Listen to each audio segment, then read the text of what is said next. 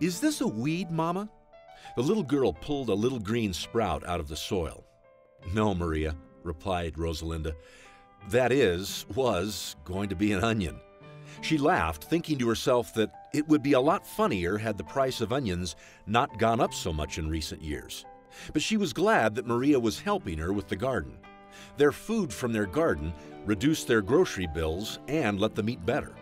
Rosalinda cherished this time with Maria, and she was pleased that she and her husband Luis had overcome great odds to create a healthy home for Maria. But Rosalinda knew they were among the lucky ones.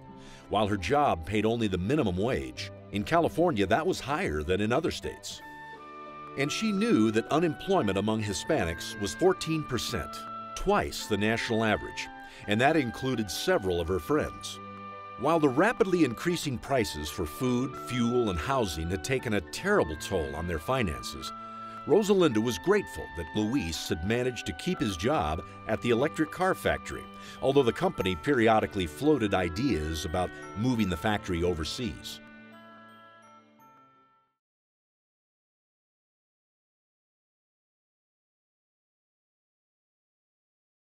GDP growth recovered during the 2010s, but with the acceleration of automation and offshoring, many of the jobs lost from 2008 to 2010 never came back. Unemployment came down to 7%, but no further. It stayed much higher in some regions and for minorities. Politics remained highly polarized through much of the 2010s, but gradually leaders focused on finding practical solutions to get Americans working again. Policies at the state level varied greatly by state. Progressive-leaning states raised the levels of their cash supports and enacted innovations in the delivery of Medicaid and social programs. More conservative-leaning states relied on nonprofits and religious groups to help the vulnerable. There was, however, a common tendency to focus on vulnerability prevention strategies, like keeping young people in school, discouraging unplanned pregnancies, and providing high school graduates with opportunities for steady work. As the millennial generation rose to prominence, racism, sexism, and homophobia declined. After comprehensive immigration reform was passed in 2018, Latino immigrants became more integrated into society. Also, in what the media called the new black, African American youth explored many different ways to be black.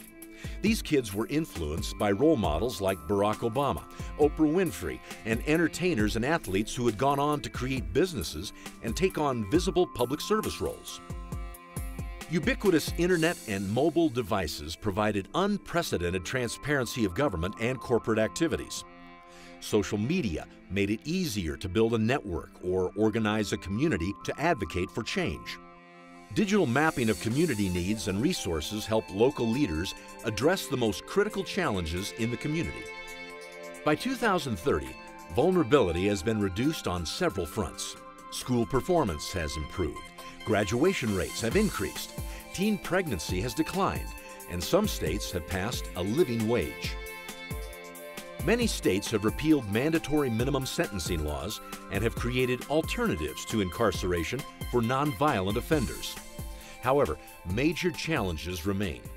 Affordable rental housing is hard to come by. Gentrification continues to dislocate vulnerable communities, and many are homeless. Energy and food prices have increased, with disproportionate impacts on low-income households. Poor nutrition, obesity, and ill health remain concentrated among the poor. With persistent high unemployment, the ranks of the vulnerable have expanded, and the prospects for future job growth remain unclear.